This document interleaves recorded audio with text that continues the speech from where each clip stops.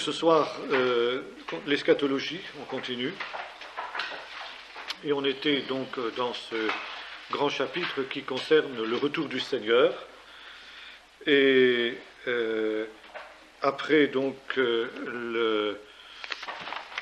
la réalité du retour du Seigneur, puis l'enlèvement de l'Église, il y a un autre point très important qui est en relation avec ce retour du Seigneur et qui est la résurrection des justes, très exactement. En fait, il aurait été d'ailleurs plus logique de placer la résurrection avant l'enlèvement de l'Église, parce que chronologiquement, elle la précède. Nous lisons ça d'une manière très claire. Nous lisons d'une manière très claire dans la première aux Corinthiens, chapitre 15, que Paul dit que les vivants ne précéderont pas ceux qui sont morts, mais que, un signal donné à la voix de l'archange, le chauffard retentira, et les morts en Christ ressusciteront premièrement. Et ensuite, nous, les vivants, restés pour son avènement, nous serons enlevés à la rencontre du Seigneur dans les airs. Donc, l'apôtre veut souligner le fait que les vivants, qui sont quand même relativement privilégiés par rapport aux morts, ne seront pas prioritaires sur eux, mais l'inverse, précisément, les morts qui auront payé plus, si j'ose dire, eh bien, auront le privilège d'être les premiers intéressés par ce qui se passera alors. Et somme toute, la résurrection des morts est le grand événement de la parousie, du retour de Jésus. D'ailleurs, ça, c'est tout à fait conforme avec la tradition juive, je vais y venir dans un instant, et l'enlèvement de l'Église, la transformation des vivants, n'est qu'un avatar de la résurrection des morts.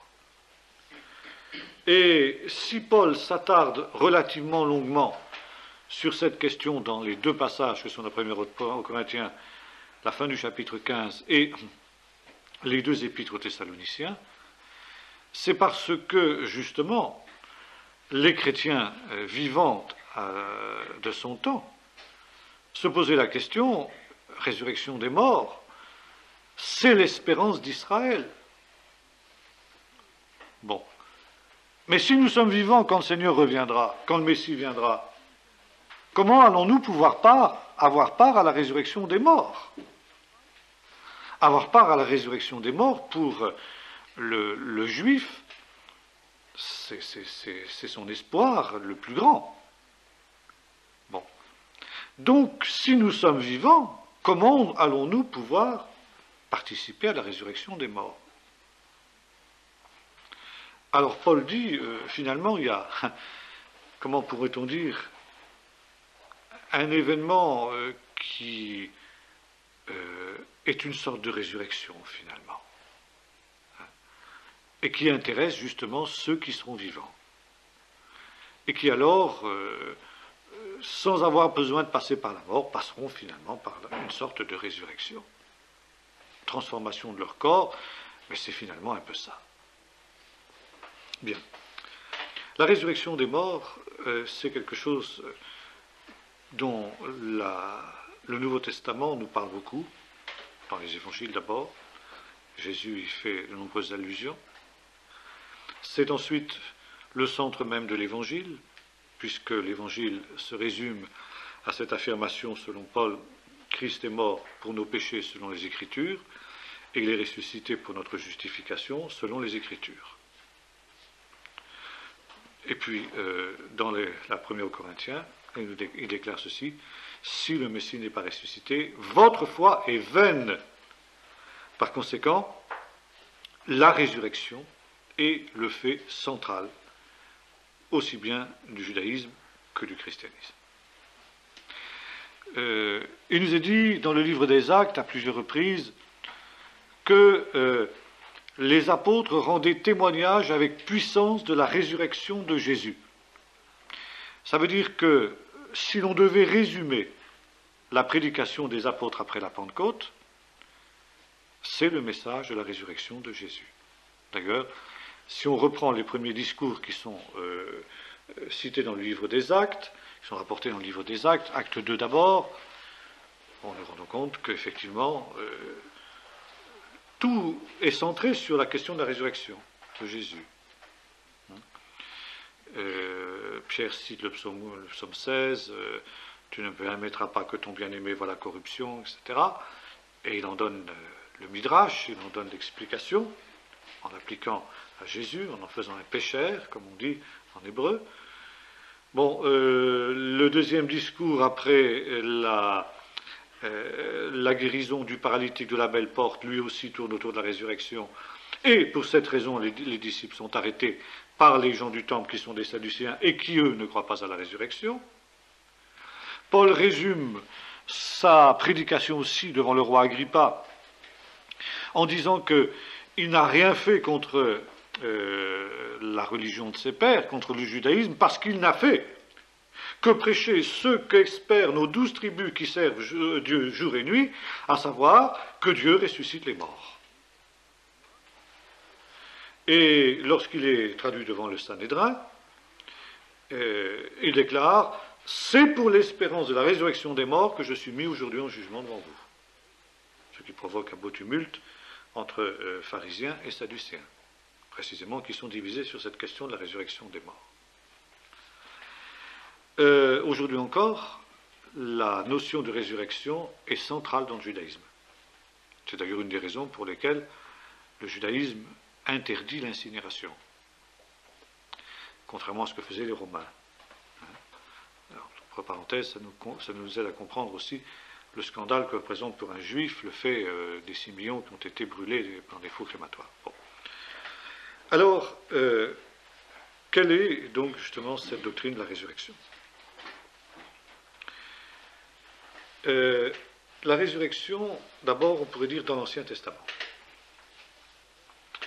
La résurrection dans l'Ancien Testament n'apparaît pas beaucoup, d'une manière en tout cas explicite.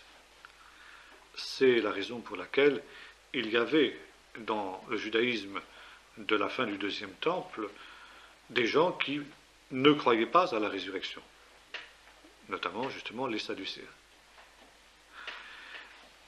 Pourtant, la résurrection des morts, l'espérance de la résurrection, apparaît clairement exprimée un siècle et demi avant Jésus-Christ, un peu plus, dans le deuxième livre des Maccabées. L'époque maccabéenne est une époque de persécution, comme on le sait, de martyrs, de gens qui acceptent de mourir pour, comme on dit en hébreu, la sanctification du nom de Dieu, donc qui acceptent de mourir en martyrs. Et le deuxième livre des Maccabées explique pour les générations futures pourquoi ces gens ont accepté la mort. Parce que, dit le livre des Maccabées, et vous retrouvez ça dans l'Épître aux Hébreux, ils attendaient une meilleure résurrection. Ils attendaient la résurrection des morts. Ils espéraient avoir part à cette résurrection des morts. Dans l'Ancien Testament, il n'y a pas beaucoup de textes qui se réfèrent à l'au-delà. L'Ancien Testament, la Torah, pour parler d'elle essentiellement, est une Torah de vie. C'est-à-dire que celui qui met ces choses en pratique vivra par elle.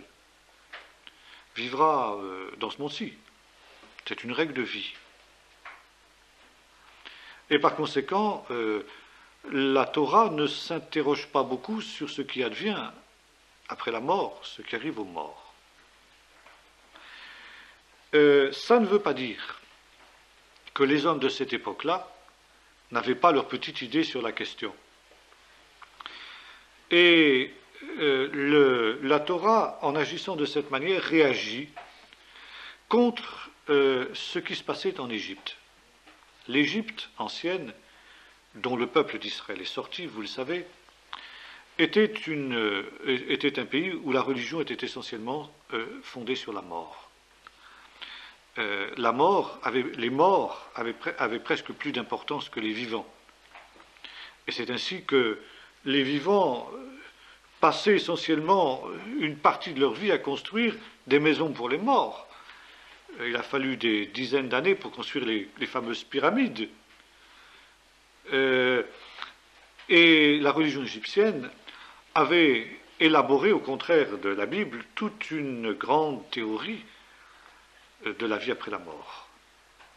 Bon, l'idée que le ka, c'est-à-dire l'âme, en égyptien, reste lié au corps matériel, de sorte que pour qu'il puisse y avoir une survie dans l'au-delà, il faut que le corps subsiste, le corps matériel ne soit pas détruit. D'où la momification qui, au départ, n'intéressait que les rois, parce que seuls les rois étaient considérés comme étant d'essence divine. Puis ensuite, à l'époque du Nouvel Empire, le commun des mortels, c'est le cas de le dire, a souhaité lui aussi avoir part à l'immortalité, et par conséquent, il y a eu une démocratisation de la pratique de l'embaumement. Bon, il y avait différents types d'embaumement, évidemment, il y avait des embaumements qui étaient beaucoup plus coûteux que d'autres, donc beaucoup plus efficaces que d'autres, mais finalement, tout le monde finissait par se faire embaumer. Donc, le but était la survie dans l'au-delà. Mais il n'était pas question de résurrection, il n'était pas question de revivre dans un corps. C'était survivre dans l'au-delà, finalement. Et le culte des morts était devenu prépondérant dans la religion égyptienne. Et lorsque Moïse donne la Torah, il se garde de parler justement du domaine de la mort parce que le peuple d'Israël a besoin, pourrait-on dire, d'une véritable cure de désintoxication par rapport à ce culte des morts auquel il a été habitué en Égypte. Par contre, ce que fait Moïse, c'est d'interdire justement le culte des morts sous toutes ses formes. D'interdire de toucher au domaine de la mort, qui est le domaine de l'impureté par excellence. Dieu est le Dieu vivant. Et comme le dira plus tard Jésus, il est le Dieu des vivants, car pour lui tous sont vivants. Donc, il n'est pas question d'avoir un culte des morts, ni quoi que ce soit de semblable. Et tout ce qui doit toucher à la mort dans l'Ancien Testament doit être le plus discret possible. Maintenant, quand on fait des fouilles archéologiques, on se rend compte que les Hébreux avaient l'habitude d'offrir des offrandes à leurs morts, de les enterrer avec des objets familiers, des poteries, des bijoux, des armes, voire parfois de la nourriture. Ce qui prouve, d'une manière certaine, que les Hébreux avaient foi dans une certaine survie de l'âme, certaine survie du mort, survie dont ils ne cernaient pas très bien le contour, et ceci justement parce que, Dieu étant le Dieu de la vie, il était impossible que la mort ait le dernier mot.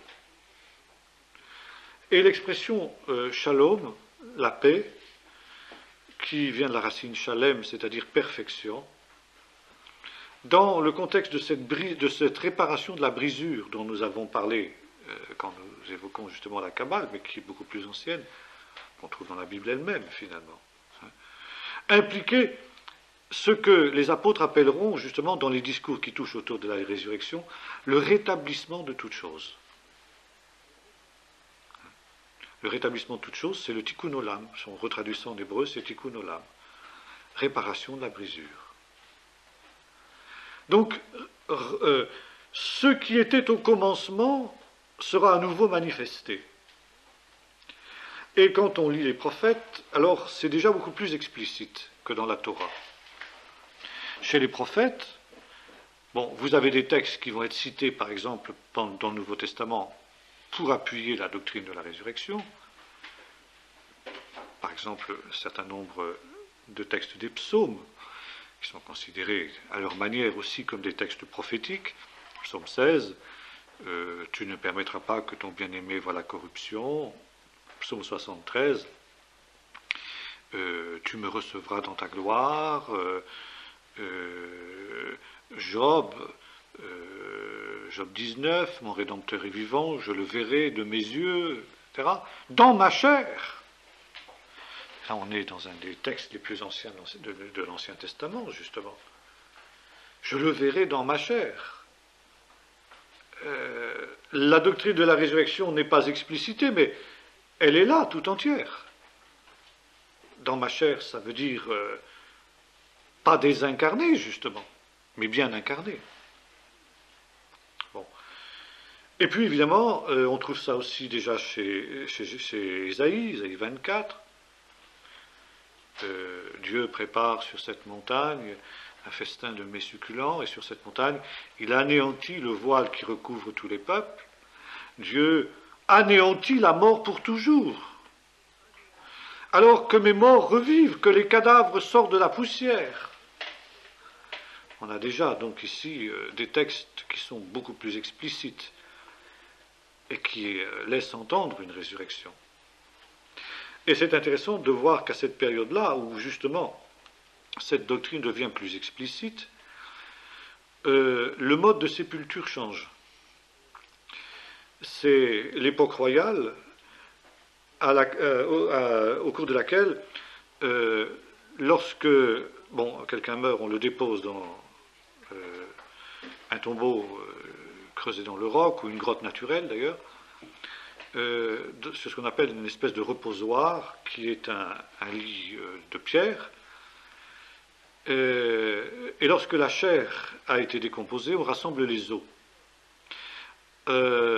Jusqu'à cette époque-là, les os étaient ensuite placés dans une espèce de fosse commune, où étaient tous les os de la famille, en quelque sorte, pour qu'on puisse ensuite réutiliser la tombe, bien sûr, pour des nouvelles sépultures.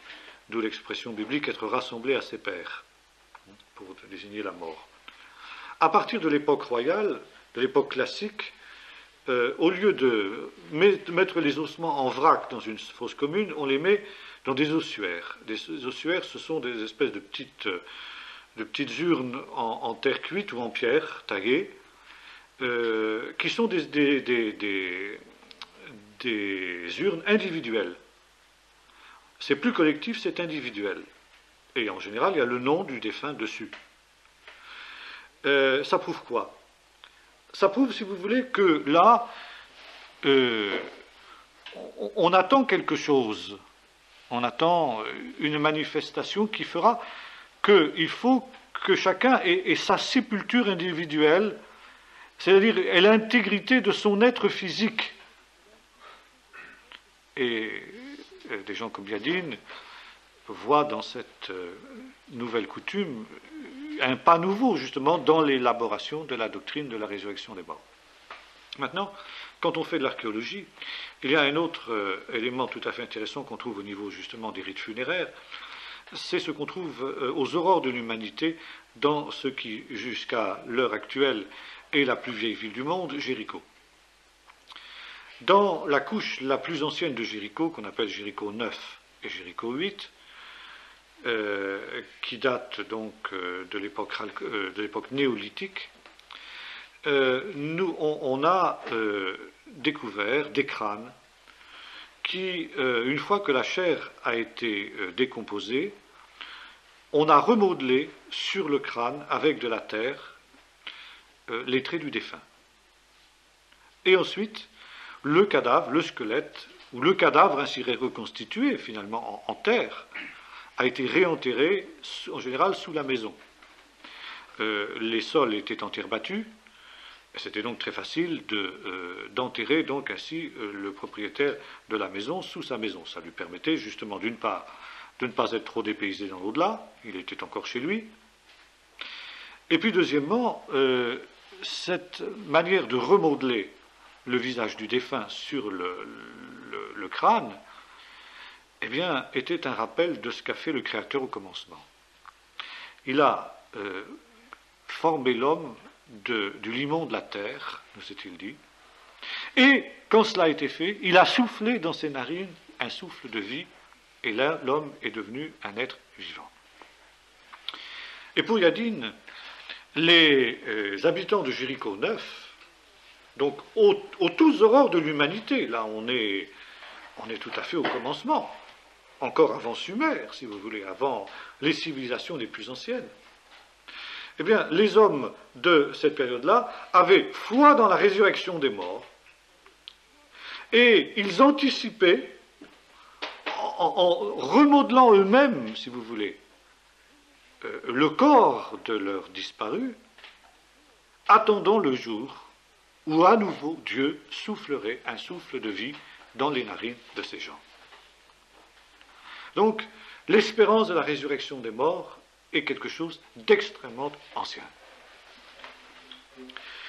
Dans l'Ancien Testament, elle apparaît explicitement, alors cette fois-ci totalement élaborée, dans le livre du prophète Daniel.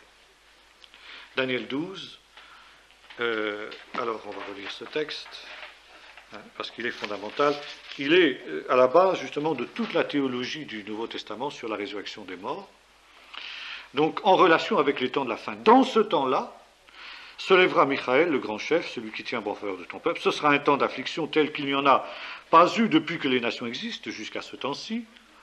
Et voilà le texte important. En ce temps-là, ton peuple échappera. Quiconque sera trouvé inscrit dans le livre. Ah, le livre ici, qu'est-ce que c'est? Ben, le livre, justement, il y a question déjà dans l'Ancien Testament, et notamment dans la Torah. Au moment de l'affaire du veau d'or, Moïse prie. Vous savez, Dieu dit à Moïse, je vais anéantir ce peuple et je ferai de toi un grand peuple.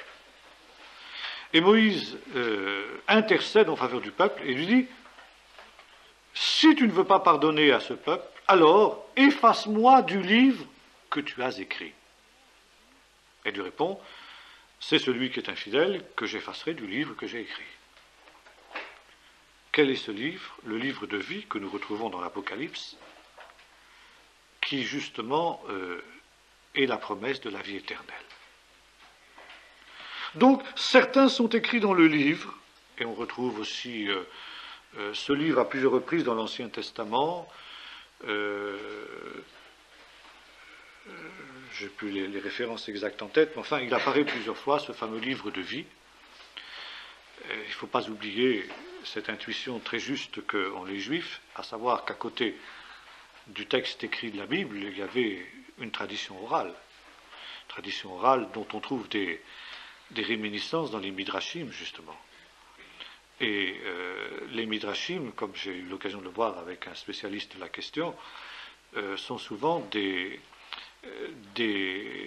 récits qui remontent très loin par la tradition orale, parfois même qui sont contemporains des textes qu'ils expliquent, et qui nous montrent comment les gens qui ont reçu ces textes les ont compris.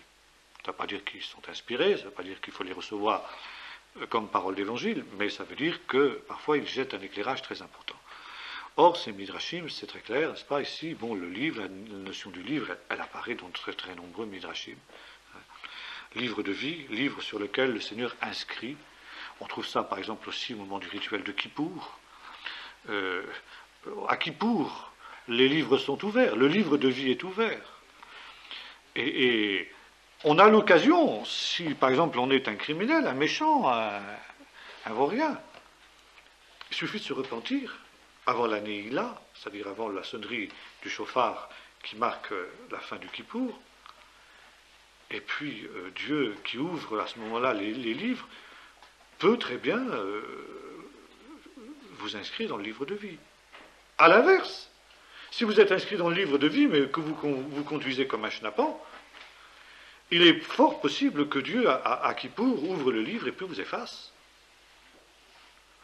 Et c'est la raison pour laquelle, entre Rosh Hashanah et Kippour, pendant les 10 jours terribles, qui sont ceux qu'on vit actuellement, les bien nommés d'ailleurs, pour ce qui est du peuple d'Israël, hélas, eh bien, on se souhaite Hatima Tova, une bonne signature, c'est-à-dire, puisses-tu être inscrit dans le livre de vie.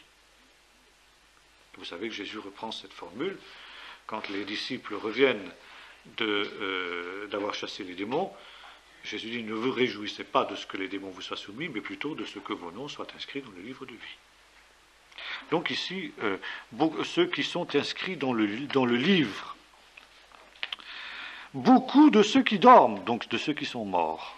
Et c'est l'expression que Paul reprend d'ailleurs dans les Thessaloniciens, je ne veux pas que vous vous affligiez au sujet de ceux qui dorment. Beaucoup de ceux qui dorment dans la poussière de la terre se réveilleront, les uns pour la vie éternelle, les autres pour la honte et pour l'abjection éternelle. Ceux qui auront été clairvoyants resplendiront comme la splendeur de l'étendue céleste, et ceux qui auront enseigné la justice à multitude comme les étoiles, à toujours et à perpétuité. Voilà, ici c'est très clair. La résurrection est affirmée d'une manière explicite. Et ce texte va être d'un grand secours aux Asmonéens pendant la révolte des Maccabées, comme on l'a vu tout à l'heure. Et les descendants des Chassidim vont en faire la pierre de touche de leur foi. Il y a l'idée, à l'époque des Maccabées, et que vous trouvez ensuite dans tous les apocryphes, notamment les apocryphes d'Enoch, qui sont écrits à cette période-là, que la résurrection des morts sera contemporaine de la venue du Messie. Comment le Messie sera-t-il reconnu? Par quel signe se fera-t-il reconnaître? Finalement, c'est la grande question qui se pose à la fin de l'époque du Second Temple, quand on se met à attendre d'une manière ardente la venue du Messie. On voit ça dans le Nouveau Testament, comme tout le peuple était dans l'attente et se demandait si Jean-Baptiste n'était pas lui-même le Messie. Et quand Jésus laisse entendre qu'il est le Messie, on lui demande « Quel signe nous donnes-tu pour montrer que tu es le Messie ?» Alors finalement, le Messie est celui qui accomplit les événements derniers. Quels sont les événements derniers? Le rassemblement des exilés d'Israël, la reconstruction de Jérusalem et du Temple. Et enfin, la résurrection des morts et l'établissement du royaume de Dieu. Voilà ce qu'est le programme messianique. Et c'est la raison pour laquelle aussi, aujourd'hui, Jésus est contesté par les Juifs en tant que Messie, parce qu'on dit Jésus n'a pas accompli ce programme. Or, le Nouveau Testament nous répond si Jésus a accompli ce programme. Rassemblement, ou enfin, il n'a peut-être pas encore entièrement accompli, mais enfin, il est en voie d'accomplissement pour le moins. Rassemblement des exilés, Jean l'affirme. Jésus devait mourir pour rassembler en un seul corps tous les enfants de Dieu dispersés. Nous ne devons pas oublier qu'à l'époque de Jésus, le peuple d'Israël était dispersé. L'essentiel du peuple juif vivait non pas dans la terre d'Israël, mais dans la diaspora. Vous avez ça dans le livre des Actes. Les adorateurs qui étaient venus à Jérusalem, puis on citait toutes les nations d'où ils viennent. Alors vous avez des gens qui disent, qui ne se rendent pas compte que tous ces gens-là étaient des juifs. C'était des juifs qui habitaient en diaspora. Il y avait tellement de juifs dans la diaspora que quand Paul allait n'importe où dans le monde, il trouvait toujours une synagogue là où il était pour y prêcher l'évangile. Donc il y avait des juifs partout. Jacques dit ça aussi dans Acte 15. Moïse a dans toutes les villes aujourd'hui des gens qui le prêchent. Mais cette situation de diaspora était considérée comme une situation anormale. Un jour viendrait où tous les gens de cette diaspora seraient rassemblés sur la terre d'Israël par le Messie, selon ce qui est écrit dans Ézéchiel 37, rassemblement des ossements desséchés. Alors voyez-vous, je fais une parenthèse ici, la bêtise que font bien des prédicateurs chrétiens qui nous disent Jérusalem, les Juifs ont été dispersés comme résultat de la mort de Jésus. Un Juif qui connaît un petit peu l'histoire, quand il entend ça, il rigole. Parce qu'il sait qu'à l'époque de Jésus, il y avait déjà 500 ans que les Juifs étaient dispersés. Il faut faire attention à ce qu'on dit. Bon, je ferme la parenthèse. Or, dit Jean, De fait, Jésus, par sa mort, rassemblera en un seul corps les enfants de Dieu dispersés, c'est-à-dire le peuple d'Israël. Et pas seulement cela, dit Jean. Il devait mourir non seulement pour rassembler ainsi, mais Jésus avait dit aussi, j'ai d'autres brebis qui ne sont pas cette bergerie, je viendrai, il faudra que je les rassemble, il y aura un seul troupeau et un seul berger. Et Jésus annonce ici qu'il accomplira par ce moyen l'espérance d'Israël. Or, quand l'apôtre Paul nous parle de cette résurrection des morts et de l'enlèvement de l'Église, il dit un mot très important. 2 Thessaloniciens 2. Pour ce qui est de l'avènement du Seigneur, et maintenant écoutez bien ça, et de notre rassemblement avec lui. Et vous avez ça aussi dans Matthieu 24, la fin de la vision de la parousie, du retour de Jésus.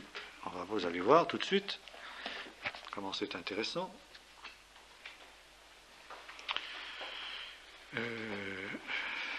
Voilà. Verset 31. Il enverra ses anges, le Messie, avec le chauffard retentissant, et ils rassembleront ses élus des 4 vents, depuis d'une extrémité de la terre à l'autre. Alors ici, il y a un rassemblement qui sera contemporain de la venue de Jésus, de son retour, de son avènement. Tous les enfants de Dieu dispersés sur la terre, et pas seulement ceux du peuple d'Israël, seront rassemblés dans la Jérusalem céleste. Et en même temps dans la Jérusalem terrestre, parce qu'ils reviennent avec lui. On est bien ici dans ce que les prophètes ont annoncé. C'est tout à fait cohérent. Deuxièmement, le Messie reconstruit le temple. Et justement, c'est une question qu'on pose à Jésus, Jean 2. Quel signe nous donnes-tu pour manifester que tu es le Messie? Détruisez ce temple, dit Jésus, et en 3 jours je le reconstruis.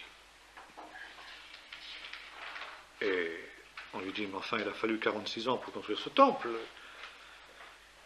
Et Jean dit, les disciples eux-mêmes n'avaient pas compris qu'il parlait du temple de son corps. Mais après sa résurrection, ils se ressouvinrent qu'il leur avait dit ces choses.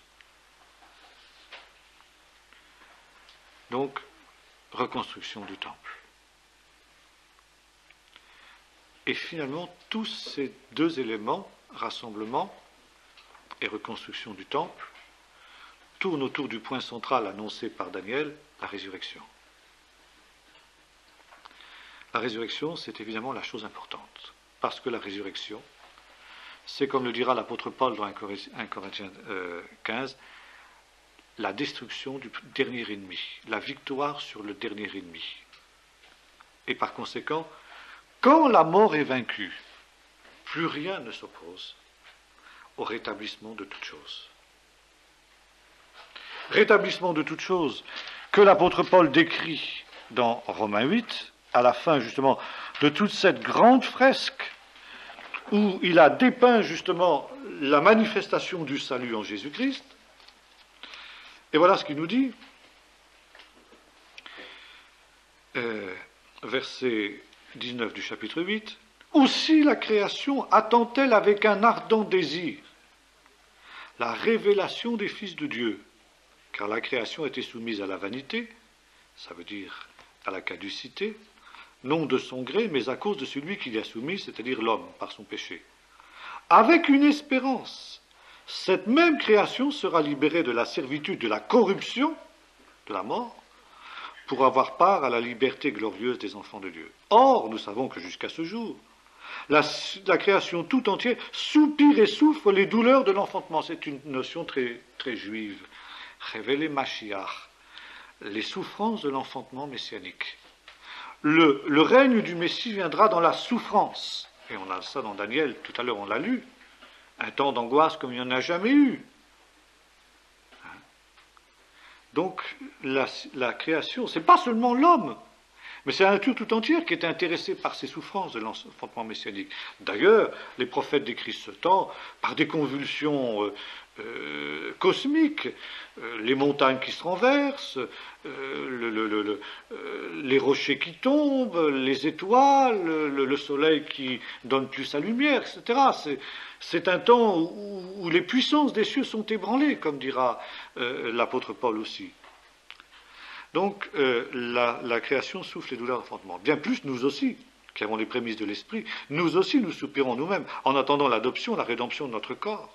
Car c'est en espérance que nous sommes sauvés. Or, l'espérance qu'on voit n'est plus l'espérance. Mais ce qu'on voit, peut-on l'espérer encore, etc., etc. Donc ici, la résurrection mettra fin à ces soupirs de la création, à cette brisure du monde, à cette disharmonie qu'il y a dans le monde pour rétablir justement l'harmonie totale, le shalom, la shlemut, la perfection. Or, justement, dit l'apôtre Paul, et ça c'est le point central de sa théologie et de toute la théologie de Nouveau Testament, elle est essentielle, il faut bien la comprendre, l'événement eschatologique attendu est arrivé. C'est ce qu'il dit à Agrippa. Je suis mis en jugement à cause de l'espérance après laquelle soupirent, nuit et jour, nos 12 tribus qui servent Dieu, à savoir que Dieu ressuscite les morts. La résurrection des morts est arrivée, oui, parce que Jésus est ressuscité des morts. Déjà, quelqu'un est ressuscité des morts. Alors on dira, mais dans l'Ancien Testament aussi, il y en a qui sont ressuscités des morts. Il y a eu le fils de la Sunamite qui a été ressuscité par Élisée. Il y a eu le fils de la veuve de Sarepta qui l'a été par Élie, etc. Oui, mais c'était une réanimation, ce n'était pas véritablement une résurrection. Ils sont morts à nouveau, ces gens-là. Mais Jésus est ressuscité pour ne plus mourir, pour passer au travers du voile. Et ça, quand on dit dit-on, on le comprend. Passer au travers de ce mur-là, ce mur de planque dont il nous parle. Et déjà, donc, l'événement eschatologique est arrivé. Oui, mais les autres morts. Ah, c'est la question des Corinthiens. Eh oui, mais nos morts à nous, ils ne ressuscitent pas. Attention, dit Paul. Il y a une chronologie dans l'événement de la résurrection des morts. Et ça, c'est classique dans les prophéties. La prophétie ne décrit pas l'événement, ou plutôt le voit sur le même plan, au point de vue temps. Les morts ressuscitent. Point. Ah, dit l'apôtre Paul, oui, bien sûr. Mais ce que le prophète n'avait pas vu et qui nous a été révélé à nous maintenant, parce que justement nous sommes dans l'événement, c'est que chacun ressuscite en son rang. 1 Corinthiens 15. Le Messie, comme les prémices de ceux qui sont morts, de telle sorte que potentiellement en lui tous ressuscitent. Et c'est pourquoi Paul termine son propos par cet hymne à la victoire. Ô mort, où est ton aiguillon, n'est-ce pas? Sépulcre, où est ta victoire? Et citant d'ailleurs un texte d'Ésaïe, là aussi. Mais sur le plan de la chronologie, entre la résurrection du Messie et la résurrection de ceux qui sont à lui, il y a un certain temps qui s'écoule. Et le temps de cette résurrection, de cette deuxième résurrection, si j'ose dire, eh bien, c'est l'apparition du Messie, dit l'apôtre Paul. 1 Corinthiens 15, et dans les 2 épîtres aux Thessaloniciens, il le décrit comme ça. Le retour de Jésus, son apparition, sera le signe de la résurrection des morts, mais pas de tous les morts, encore une fois. La résurrection des morts annoncée par Daniel s'accomplit en 3 temps. Premièrement, le Messie. Deuxièmement, ceux qui sont en lui, et que l'Écriture appelle la résurrection d'entre les morts. Ou encore, si vous voulez, si on traduit directement du grec, la hors-résurrection. Cette résurrection, Paul l'évoque aux Philippiens, quand il dit « pour avoir part, si je le puis, à la résurrection d'entre les morts ». Vous savez ça dans l'Apocalypse aussi, et l'Apocalypse dit « heureux et saints ceux qui ont part à la première résurrection ». Ça ne veut pas dire tout le monde aura part à la première résurrection.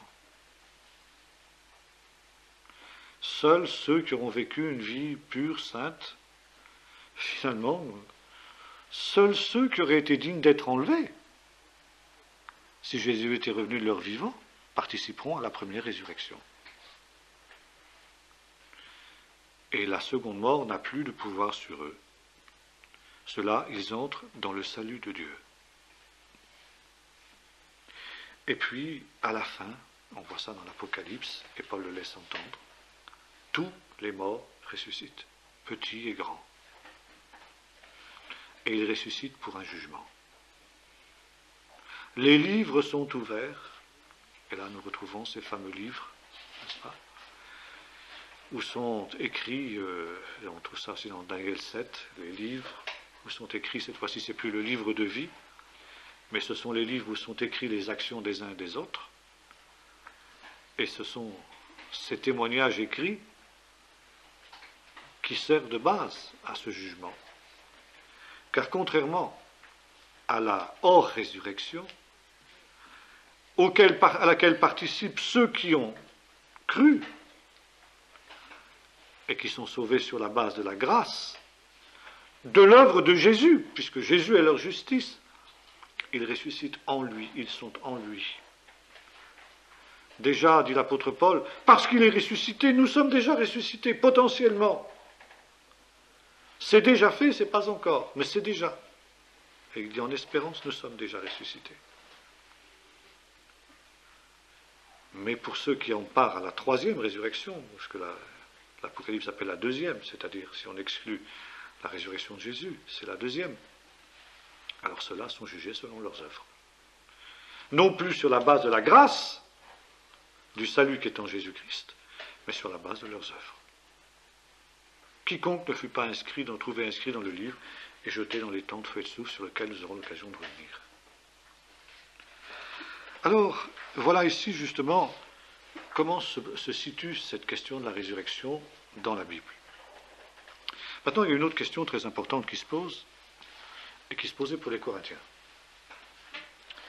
Et cette question est la suivante. Qu'est-ce qu'il faut entendre par résurrection? S'agit-il de la réanimation du cadavre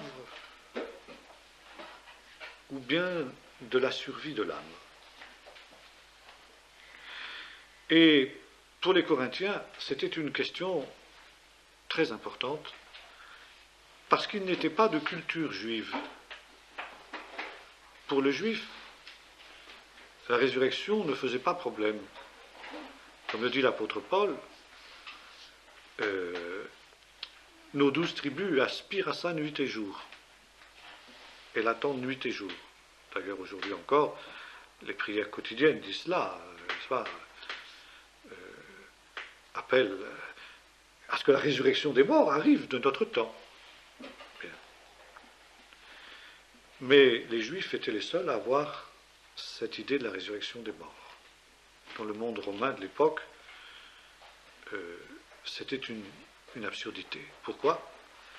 Parce que le monde romain était marqué par un autre courant de pensée qui était la philosophie grecque.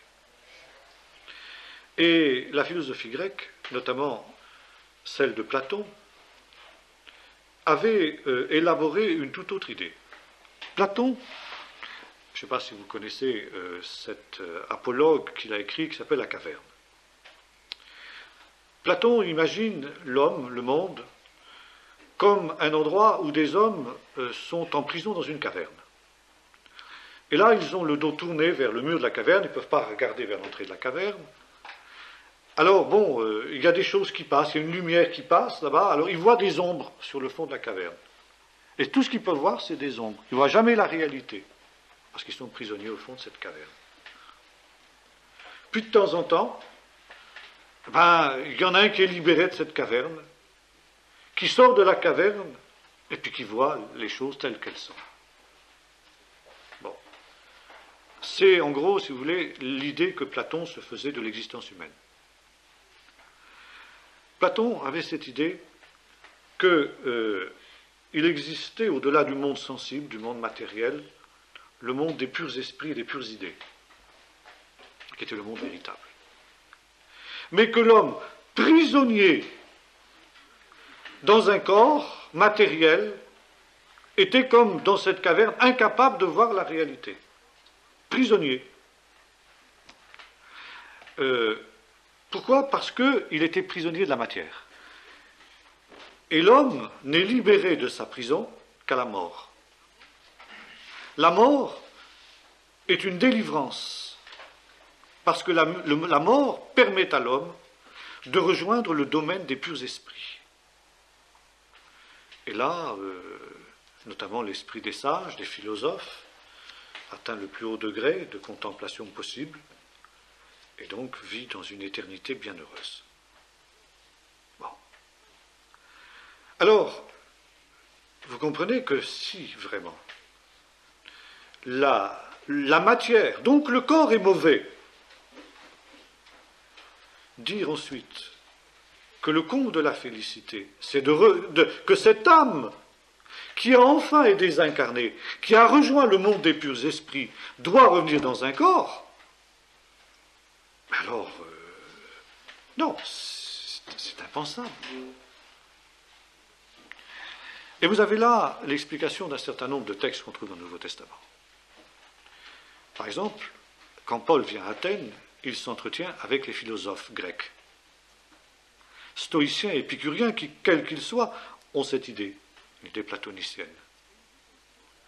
Et ils écoutent Paul aussi longtemps qu'il leur parle de choses générales, mais quand il parle de la résurrection des morts en Jésus, ce dont il a donné la preuve certaine en le ressuscitant d'entre les morts, il se moque de Paul. Et Paul, plus tard, dira à Agrippa, qui est quand même, bien que juif, et avec le gouverneur romain qui, lui, est totalement imbu de philosophie, vous semble-t-il étonnant que Dieu ressuscite les morts ? Et de fait, pour les Grecs, la résurrection des morts, c'est impensable. Et c'est là justement que la Bible s'inscrit en faux contre la mentalité grecque. La Bible dit la matière, c'est pas mauvais. Obligatoirement. Ça peut le devenir si le péché s'en mêle. Mais fondamentalement, c'est pas mauvais. La matière a été créée par Dieu. Donc, tout ce qui sort des mains du Créateur est bon. Et s'il est vrai que pour un temps, la matière est marquée par le péché, donc le corps de l'homme, la victoire du Seigneur ne peut pas être complète si la matière elle-même, et nous avons lu tout à l'heure dans Romains, si la création matérielle elle-même ne participe pas à la rédemption. Et ça, Guiton le montre aussi. Il montre que tout ce qui est dans l'univers est marqué par la caducité, par la mort. Même si ça mettra des milliards de milliards d'années à disparaître, ça disparaîtra. Et ça, c'est pas normal, dit la Bible. Alors il faut que ce qui est mortel soit englouti dans la victoire, dit l'apôtre Paul. Il faut que ce qui est caduc atteigne justement à l'immortalité. Et ça aussi, Guiton laisse entendre que c'est le but de l'univers. Un jour, l'univers passera dans une autre réalité, dans une autre dimension. C'est ce qu'il explique. Tu as lu ça ? Et avec Bible en main, nous pouvons dire que c'est cette dimension de l'éternité où le sens des choses apparaîtra, même de celles qui semblaient n'en avoir aucun. Alors la matière n'est pas mauvaise. Et parce que la matière n'est pas mauvaise, eh bien, il y aura résurrection, rassemblement de la partie spirituelle de l'être humain, son âme, et puis de son corps. Et vous voyez combien le christianisme, le catholicisme en particulier, mais y compris le protestantisme, sont marqués par la philosophie grecque. Et on parle encore dans les milieux catholiques de l'âme immortelle. C'est une notion platonicienne. L'âme immortelle. L'âme peut connaître la seconde mort si elle se détourne de Jésus-Christ. La Bible ne dit pas cela. Et on oppose, dans une certaine théologie chrétienne à courte vue, l'immortalité de l'âme qu'on confond avec l'existence éternelle. Et puis, la résurrection. Alors, ça nous explique aussi une autre chose. Pourquoi les Corinthiens avaient des problèmes avec la résurrection des morts. Ils disaient, nous, la survie de l'âme, ça nous suffit. La survie de l'âme au paradis, ça nous suffit. Pourquoi ressusciter? Pourquoi retrouver un corps? L'apôtre Paul dit, parce que il faut que le dernier ennemi soit vaincu, c'est la mort. Et tant que la mort n'est pas vaincue, le triomphe du Seigneur, sa gloire, n'est pas totale. Oui, mais quel corps, disent les Corinthiens? Moi, j'ai mal au bras, j'ai une jambe en moins, je suis vieux, je suis comme ci, je suis comme ça. Pas tellement envie de ressusciter comme ça. Hein. Mais non, me dit Paul, il n'en est pas question. Il y aura une transformation, une métamorphose, c'est le mot qu'il emploie, métamorphosis de ce corps. Et il prend l'exemple, il dit, tu jettes une graine dans la terre. Ce qui va sortir, c'est quelque chose de tout à fait différent. Et si tu n'es pas spécialiste de la botanique, tu vois une fleur, et tu vois une graine à côté, et on te dit, ceci c'est ça. Je dis, ça n'a aucun rapport. Si, c'est un rapport. Ça, c'est sorti de ça. Ah, ben oui. C'est différent. Et pourtant, il y a une continuité. Et Paul nous dit entre la création matérielle et la création spirituelle. Attention aux mots. Nous sommes un but de philosophie grecque.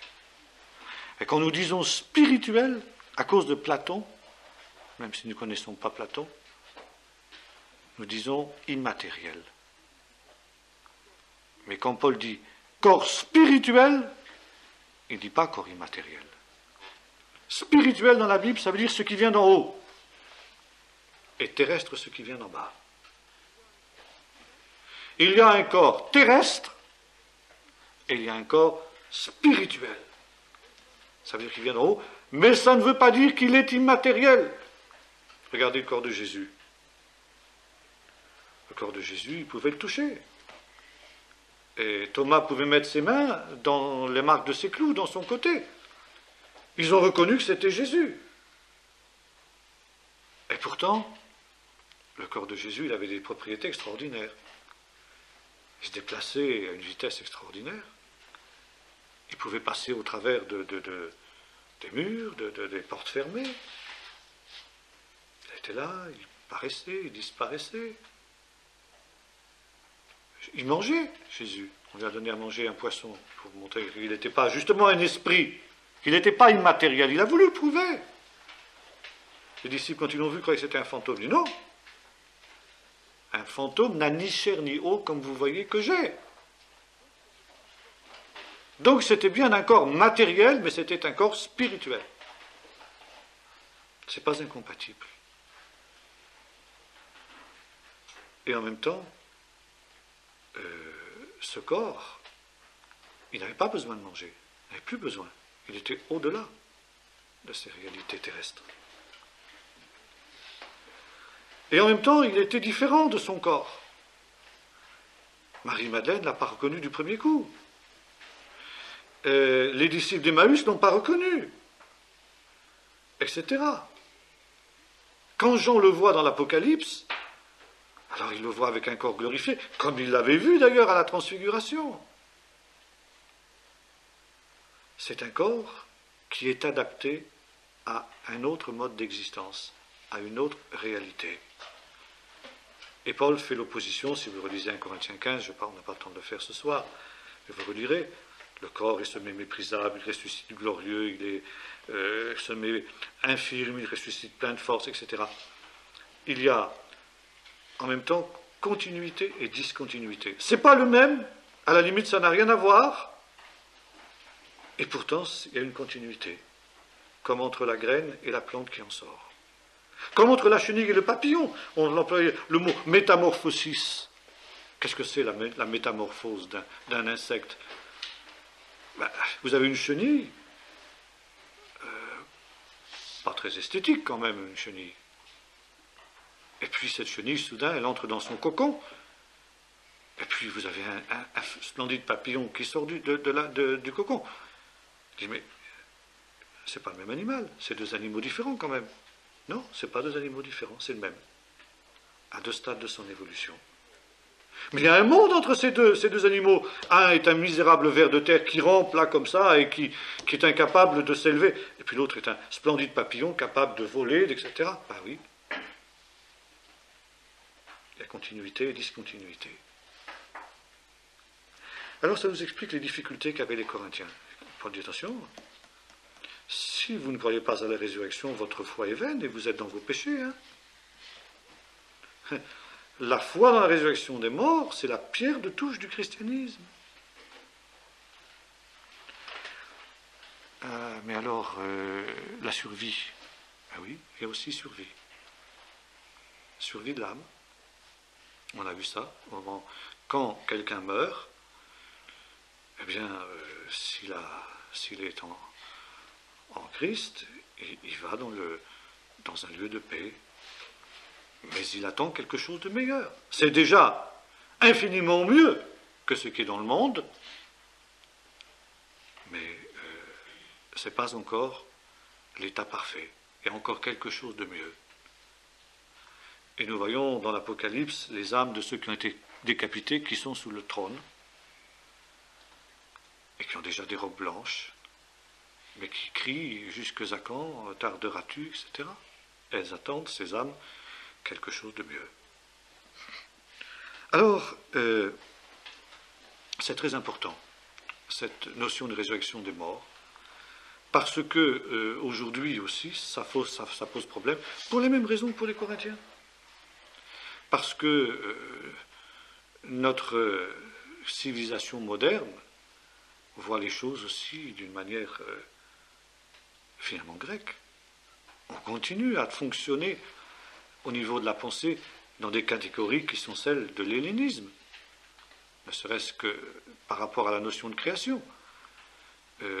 La non-création qui était finalement l'éternité de la matière, qui est la cosmogonie des Grecs, sans aucune raison, sans aucune preuve, était celle des savants modernes, jusqu'à la découverte du Big Bang.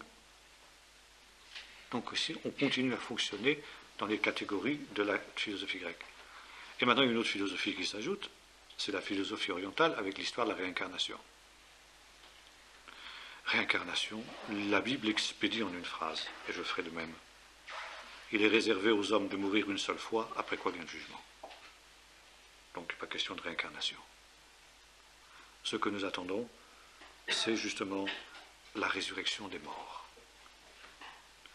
Et cette résurrection, elle est certaine parce que, justement, Jésus est ressuscité des morts.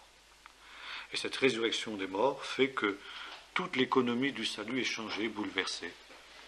À partir de cet événement nouveau, il faut relire toute la révélation biblique.